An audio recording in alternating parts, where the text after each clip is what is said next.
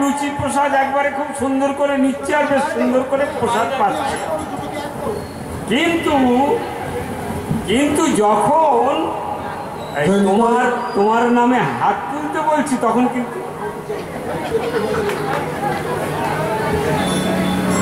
নারদ ঠাকুরকে নারায়ণ বলছে, চিন্তা করো না, ওরা নামে এসে প্রসাদ পাচ্ছে, হাত তুলছে না তো, আবার তো আসতে হবে, আবার আসতে হবে মানে নারদ ঠাকুর নারায়ণকে বলছে আবার আসতে হবে মানে, হ্যাঁ আমরা যে এই প্রথম এসেছি নাকি, এর আগে যে কতবার এসেছি আমরা জানি না। 84 লক্ষ বার ঘুরতে হয় তো জানেন তো আপনারা, 84 লক্ষ। এই যে মানব জন্ম পেয়েছেন না, এ মানব জন্ম এক জন্মের ফল নয়। বাউল কি বলে জানেন, শত জন্মে কত সাধনা, কত জন্মের কত সাধনার পরে এসেছি আমরা, একবার দুবার নয়। তাই যখন এসেছি একবার নারদ ঠাকুর বলছে তাহলে কি হবে প্রভু, বলে যারা এই নামে এসে হাত তুলবে না আবার তো আসতে হবে, তখন আর হাত দেব না, মোটেই হাত দেওয়া যাবে না, ওখানে আর দুটো পা দিয়ে দেবো। কি বললে? পা দেবো ওখানে দুটি, হাত দেবে না? না, হাতের কর্ম না করলে হাত দেওয়া যায়। ভাবুন এবার, তাহলে যদি 4টে পা হয় কি হবে গো? পশু হবে। হ্যাঁ, যদি পশু হতে ভয় থাকে, যদি পশু থেকে বাঁচতে চাও তো নামে হাত তুলো বাবা।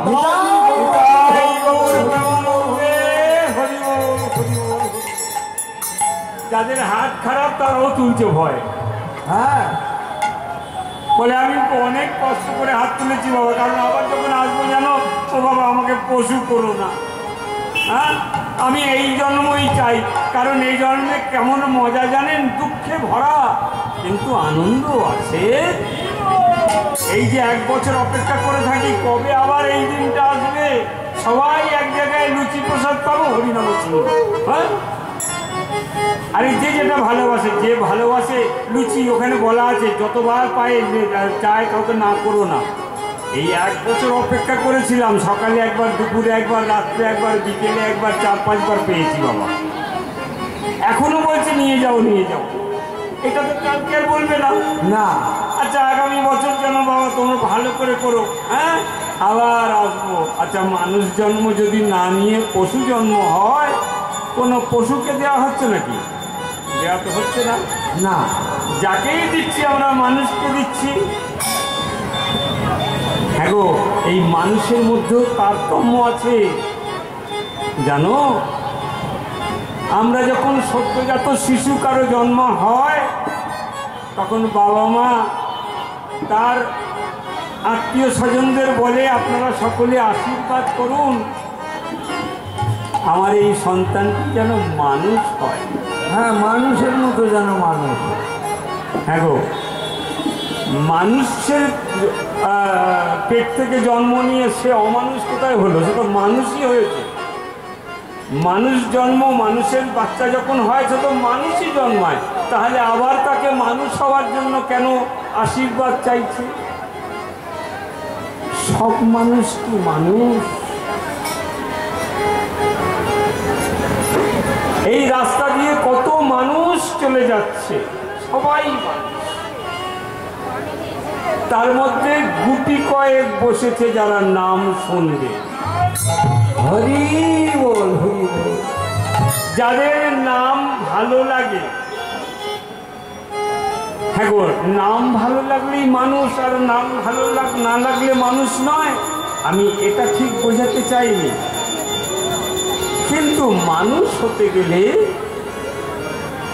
তাকে সত্যিকারের ভাগবত জানতে হবে, মা বাবার প্রতি ভক্তি রাখতে হবে।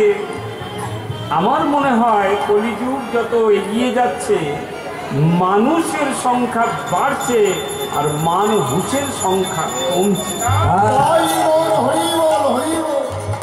হুঁশ জ্ঞান হারিয়ে ফেলছে। আমি কয়েকটা বৃদ্ধাশ্রমের সঙ্গে যুক্ত আছি আপনাদের আশীর্বাদে। তারা আমাকে এই কীর্তন করতে ডাকে। এই পুজোতে 2-3 জায়গায় অনুষ্ঠান করব। মায়েরা বলে কি জানেন, বাবা তোমার কাছ থেকে এত সুন্দর আনন্দ পাই, কেন মা আপনার ছেলে আছে না? বলে একটা কেন, দুটো ছেলে, তারা সব বড় বড় ব্যাপার, যেন ইঞ্জিনিয়ার, বড় বড় ব্যাপার। মাকে দেখবার সময় কোথায়? হ্যাঁ গো মা, আপনার সন্তান তো আপনাকে দেখতে আসে না?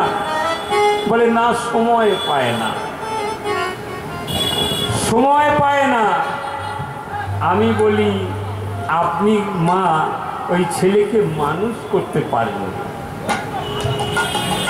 মানুষ করতে পারেননি। যদি মানুষ করতে পারতেন তাহলে সে শত কাজ থাকলেও আপনার কাছে আসবে। এটাই আমাদের বাস্তব। সেখানে এই নাম শুনে যারা আনন্দ পায় তারা জানেন পুত্র শোক পর্যন্ত ভুলে যায়। এই প্রসঙ্গে একটা ছোট্ট কথা বলি। শ্রীবাসের আঙিনায় এইভাবে কীর্তন হচ্ছে,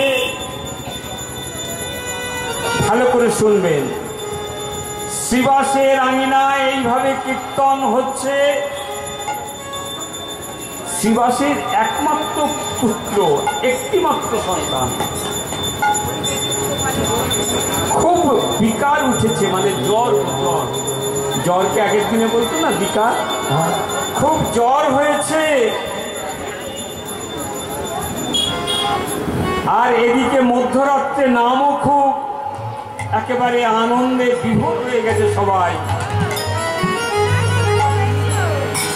ঘরের মধ্যে শ্রীবাসের স্ত্রীর নাম মালিনী দেবী, ভালো করে শুনবেন। শ্রীবাসের স্ত্রীর নাম মালিনী দেবী। মালিনী ভিতর থেকে হাউ হাউ করে কান্নার আওয়াজ আসছে। শ্রীবাস বুঝতে পেরেছে মা যে ঘরে বুঝি কোনো অমঙ্গল হয়েছে। তাই ঘরের ভেতর গিয়ে দেখছে মালিনী তার ওই একমাত্র পুত্রকে কোলে নিয়ে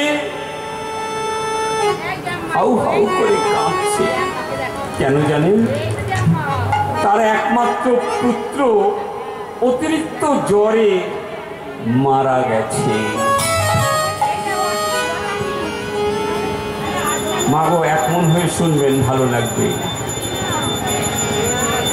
এক মন হয়ে শুনবেন, ভালো লাগবে। একটিমাত্র পুত্র মারা গেছে, মা হাউ হাউ করে কাঁদছে।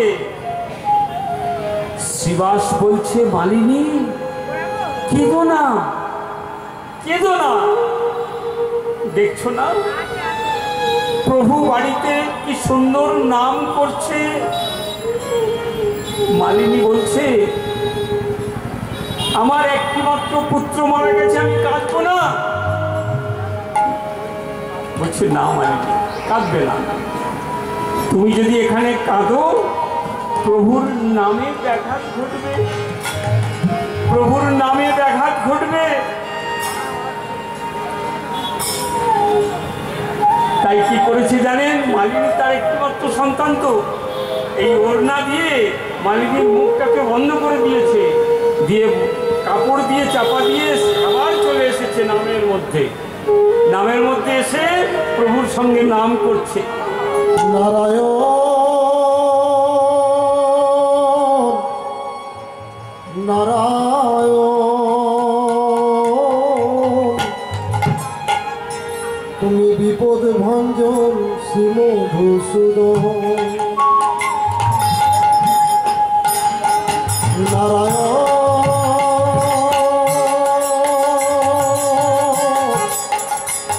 নারায়ণ, তুমি বিপদ ভঞ্জন শ্রী মধুসূদন। তুমি যারে রাখো প্রভু সে মরতে নাহি পারে। হরি বল হরি বল হরি বল। তুমি যারে রাখো প্রভু সে রহিতে নাহি পারে।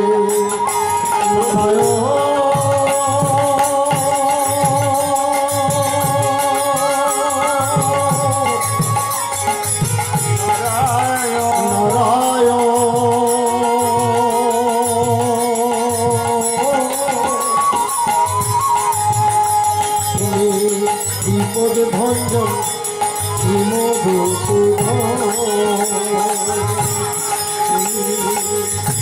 বিপদ ভঞ্জন শ্রী মধুসূদন। শিবাস, শিবাস, তোমার বাড়িতে কি কোনো অমঙ্গল হয়েছে? তোমার অন্তর্যামী তো ভগবান, ভগবান অন্তর্যামী, তিনি বলছেন শিবাস তোমার বাড়িতে কি কোনো অমঙ্গল হয়েছে? শিবাস বলছেন প্রভু যার বাড়িতে স্বয়ং নারায়ণ তার কি কোনো অমঙ্গল হতে পারে? না প্রভু, না, কোনো অমঙ্গল হবে। কিন্তু শিবাস আজ যেন আমার নাম কীর্তন করছি বটে, কোথাও যেন একটা বাধা আসছে। নাম করতে করতে করতে করতে ভোর হয়ে গেছে মা। ভোরবেলায় নামে বিশ্রাম দিয়ে প্রভু আমার ভিতরের ঘরে গেছে,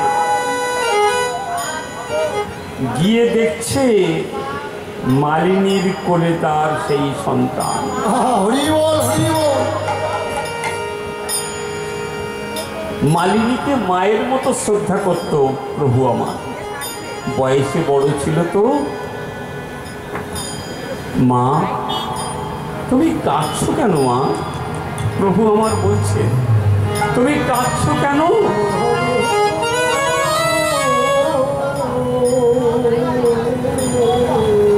মালিনী বলছে প্রভু শুনেছি তুমি ভগবান, তুমি যদি ভগবান আমার এমন অমঙ্গল হয় কি করে? কেন মা, কি হয়েছে? দেখো না, দেখো না, আমার একমাত্র পুত্র সামান্য জ্বর হয়েছিল তাতে মারা গেছে। আমি কিছু চাই না, আমি কিছু জানি না, আমার এই সন্তানকে তুমি বাঁচিয়ে দাও, তুমি এর প্রাণ ফিরিয়ে দাও। যদি তুমি ভগবান আমার এই সন্তানের প্রাণ ফিরিয়ে দাও। যদি তুমি ভগবান ভক্তেরি প্রাণ, তবে কেন দুঃখ দাও ভগবান, তবে কেন দুঃখ দাও। তুমি যদি ভগবান ভক্তেরি হও প্রাণ, তবে কেন দুঃখ দাও ও ভগবান, তবে কেন দুঃখ দাও। তুমি যদি ভগবান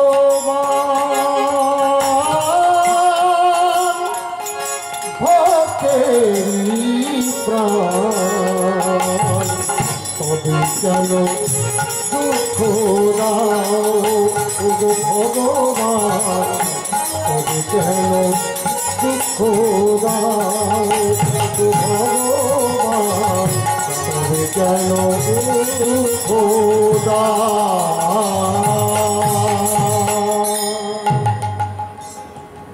মা তুমি তোমার এই পুত্র সম্পর্কে আমার ভাই, হ্যাঁ গো, মালিনী মাকে তো মা বলতেন, তার পুত্র ভাই হয়, সম্পর্কে আমার ভাই। মা তুমি ওর প্রাণ ফিরিয়ে পেতে চাও, দেখো দেখো কি করলেন জানেন? মহাপ্রভু আমার ওই মরা সন্তানকে ধরে বললেন, ভাই ভাই একবার জেগে দেখো তো। যেমনি বলেছে জানেন, যেমনি ওই মরা সন্তানের গায়ে হাত বুলিয়েছে, সঙ্গে সঙ্গে ছেলেটি উঠে বসেছে। মা, ছেলেটি উঠে বসেছে। আচ্ছা, কোনো ছেলে যদি, কোনো সন্তান যদি মায়ের কোলে শুয়ে থাকে, যদি তার ঘুমিয়ে পড়ে, ঘুম ভাঙলে কাকে আগে দেখবে? মাকে। এই সন্তান একেবারে অন্যরকম। যখনই ওই শুয়েছিল, উঠেছে, উঠে বসে আগে দেখছে প্রভুকে। প্রভুকে দেখে বলছে, প্রভু তুমি আমায় ডাকলে? প্রভু বলছেন, হ্যাঁ ভাই, দেখছো না তোমার মা কত কান্না করছে, তোমাকে না পেয়ে তোমার মা কত কাঁদছে। ওই শিশুটি কি বলল জানেন? মা? কে আমার মা?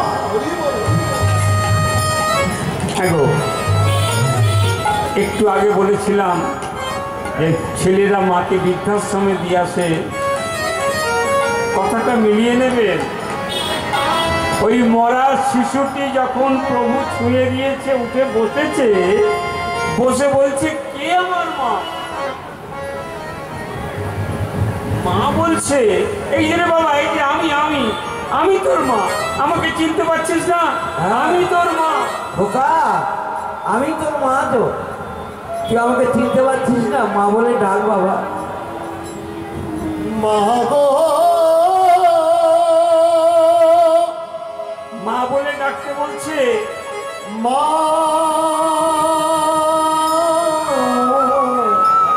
আমার মা গো। ওই মরা শিশুটি উঠে বসে বলছে, প্রভু কে আমার মা?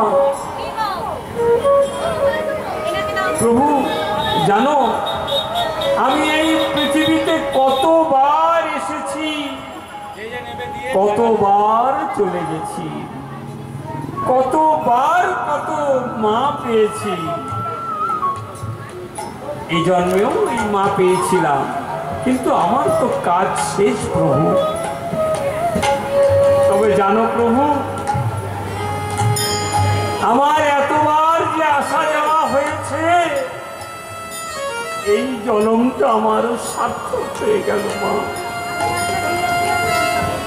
জানো প্রভু, এতবার এসেছি, এই জন্মটা আমারও সার্থক হয়ে গেল।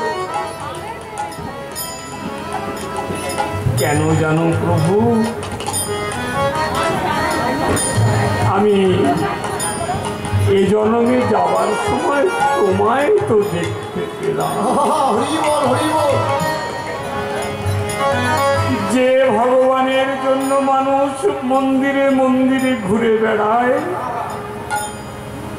যে ভগবান দর্শন করবে বলে দিন রাত কত যোগী মুনি ঋষি ধ্যানের পর ধ্যান করে যাচ্ছে, সেই ভগবানকে দর্শন তো পেলাম।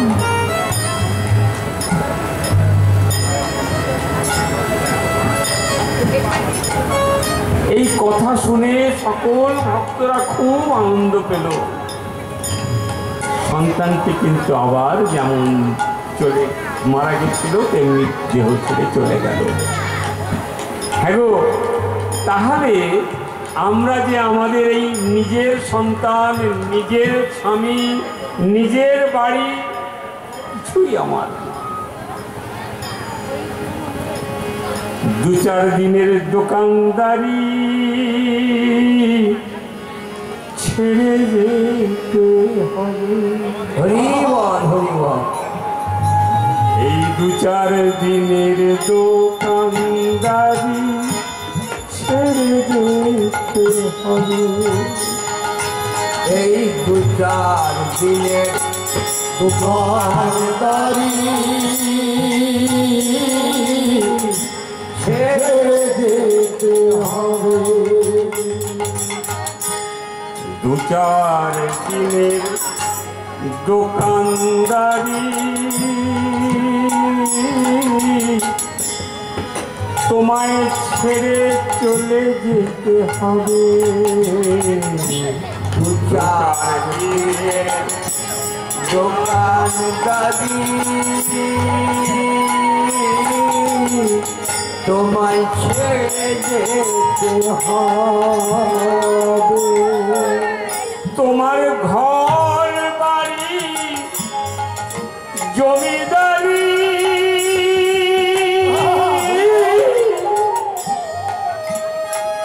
সবই পড়ে রবে। তোমার ঘর বাড়ি জমিদারি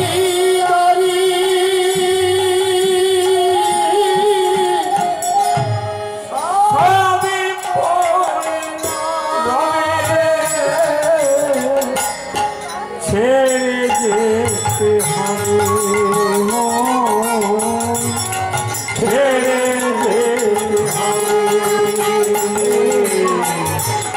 2-4 দিনের দোকানদারি তাই গৌর হরি বল হরি বল।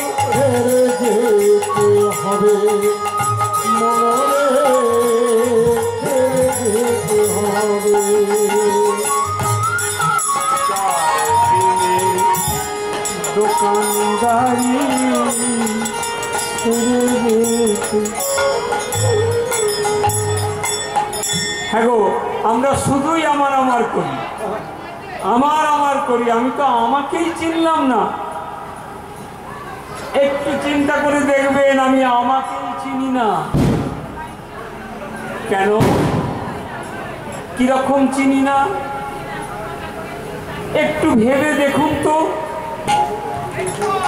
একটু ভেবে দেখুন। যখন ডাক্তারবাবুর কাছে যান, সবাইকে বলছি, যখন ডাক্তারবাবুর কাছে যান তখন গিয়ে কি বলেন? ডাক্তারবাবু, আমার না বুকে খুব ব্যথা। হ্যাঁ, আমার বুকে খুব ব্যথা। ভগবান বলছেন, ডাক্তারবাবুরা বলছেন, লোকে বলছেন, তোমার ওই মন প্রাণ যেটা সব এইখানটায় আছে। আছে তো গো, তাই তো বলে। হ্যাঁ গো, আমার বুকে খুব ব্যথা। তাহলে বুকটা আমি না, আমি কি বুক? ও ডাক্তারবাবু, আমার চোখে খুব কম দেখি, আগে খুব পরিষ্কার দেখতাম, এখন খুব কম দেখি। আমার চোখে চোখ আমি না। আমার হাতে খুব ব্যথা, হাত আমি না। তাহলে আমি কে? আমি কে? আমার কি পরিচয়? আমি কি শুধুই একটা নাম? আমি কি শুধুই একটা নাম? না না না, আমার পরিচয় কি? আমি নিত্য কৃষ্ণ দাস। হরি বল, হরি বল। আমি নিত্য কৃষ্ণ দাস। ইহা ভুলি গেলাম, আমরা ভুলে গেছি। কেন?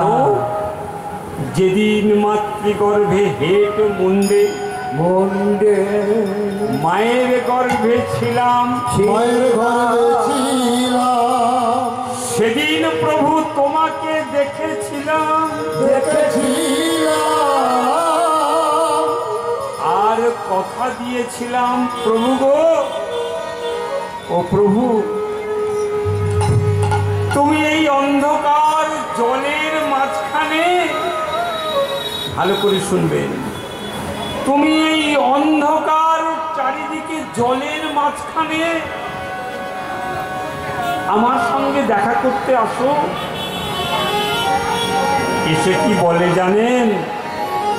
কিরে কেমন আছিস?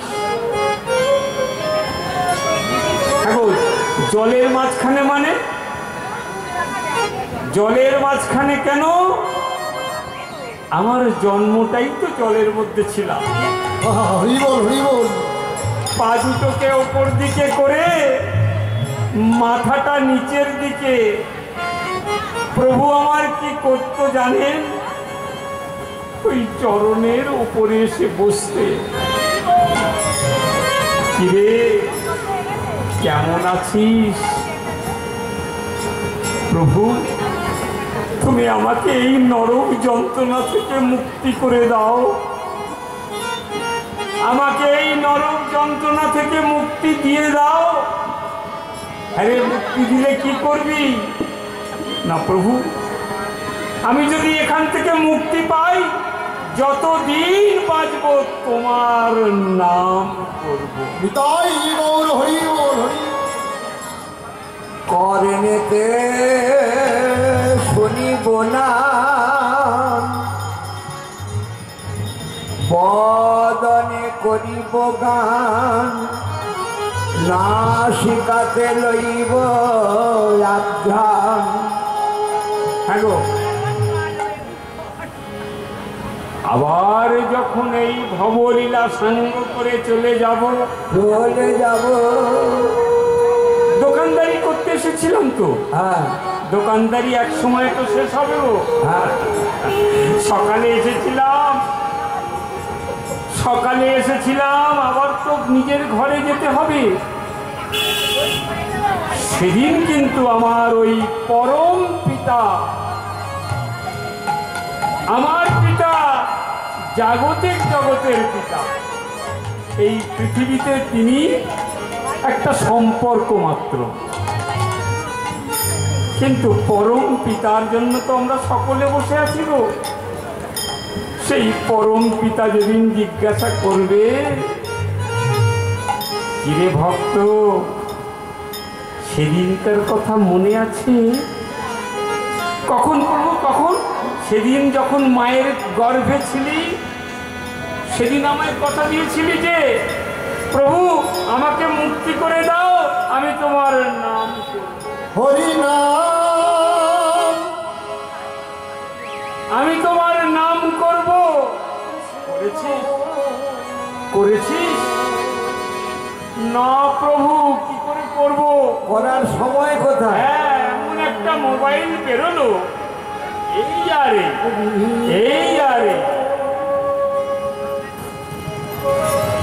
আরো মজার কথা শুনবেন, বলবো?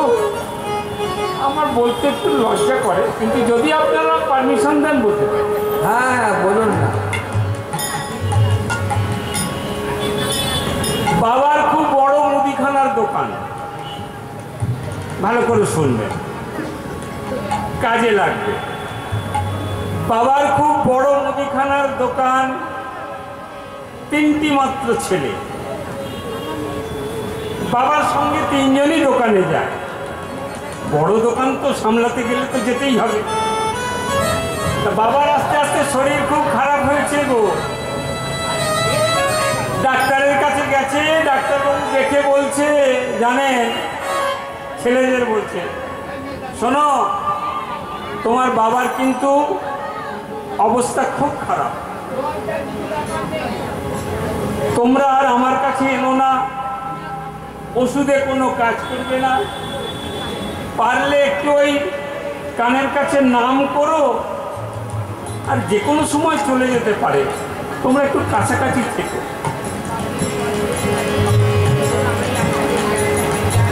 দোকান আর আজকে খোলা হয়নি, জানেন, দোকান খোলা হয়নি কারণ ডাক্তারবাবু বলে দিয়েছে বাবা যে কোনো সময় চলে যেতে পারে।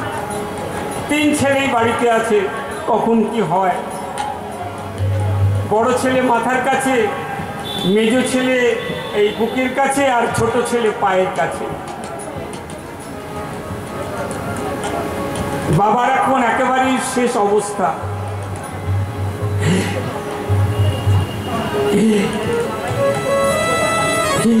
বুঝতে পারছেন? শেষটা, কথা বলতে পারছে।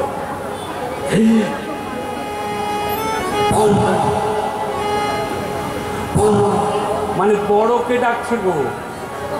তো বড় বলছে বাবা এই তো আমি মাথার কাছে বাবা, আমি আছি।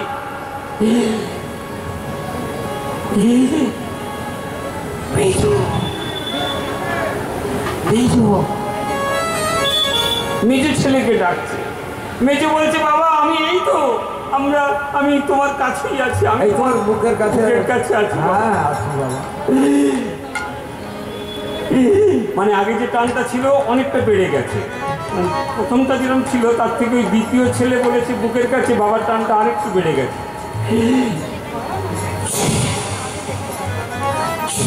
মানে ছোটকে ডাকছে গো, ছোট বলছে বাবা কথা বলতে পারছি না শেষটা। ছোট বলছে বাবা আমি এই যে তোমার পায়ের কাছে।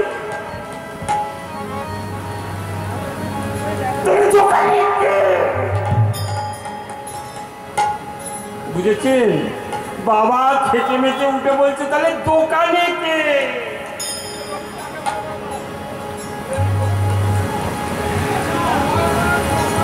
ডাক্তার বলেছে কানের কাছে একটু নাম শোনাবেন, আর বাবা বলছে দোকানে কে? আচ্ছা ইনি মরলে আবার কি হবে বলুন তো? বড় বাজারের মুদিওয়ালা। হ্যাঁ ভগবান বলছে শেষ সময় যার ইচ্ছাটা যেমন আমি তাকে পুনরায় শিখ কেমন জায়গায় সেই জায়গায় পাঠিয়ে দেবো। কেউ যদি নাম করতে করতে উপরে চলে যায় তাকে আবার নামের জায়গায় পাঠিয়ে দেয়। হরি বল হরি বল। কেউ যদি খুব ভালো পূজা করতে পারে, পূজা করতে করতে চলে যায় তাহলে তাকে আবার সেই জায়গায় পাঠায়। হ্যাঁ পূজকের জায়গায় পাঠিয়ে দেবো। জানেন নবদ্বীপে সমাজ বাড়ি আমার গুরুঘর, ওই সমাজ বাড়িতে বাবাজি মহারাজ রোজ এরকম ভাগবতের আসর করতেন। একটি কুকুর এসে বসতো, একটি কুকুর, শুনুন, একটি কুকুর এসে বসতো। যতক্ষণ ভাগবত হতো কুকুরটা শুনতো, যখন সবাই চলে যেত কুকুরটাও চলে যেত। একদিন ভাগবত হচ্ছে, কথা হচ্ছে, হতে হতে হতে ভাগবত বিশ্রাম দিয়েছেন, সবাই চলে গেছে, কুকুরটা কিন্তু যায়নি। কুকুরটা ওখানেই বসে আছে, যেন ঠিক বসে আছে। বাবাজি মহারাজ মাথায় হাত দিয়ে বলছেন কিরে ভাগবত তো বিশ্রাম দিয়েছি, সবাই চলে গেছে, দেখ তুইও চলে যা। গায়ে যখন হাত দিয়েছে দেখছি কি জানেন কুকুরটা আর নেই। বাবাজি মহারাজ ওই কুকুরটাকে ধরে বলছে তুই কত ভাগ্যবান, ঠাক নাম শুনতে শুনতে তোর দেহ চলে গেল, যেদিন আমি এই ভব সংসার থেকে চলে যাব গোবিন্দ তুই আমার গতি যেন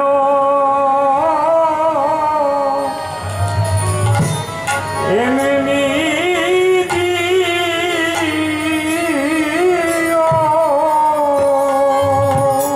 আমার গতি যেন এমনি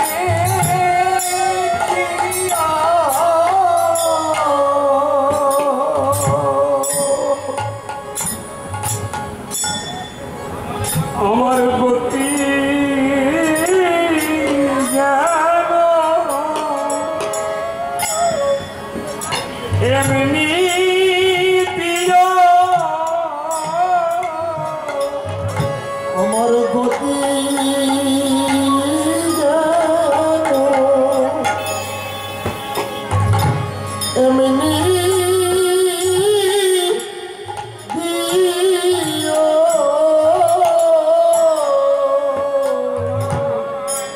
গতি যেন প্রভু এমনি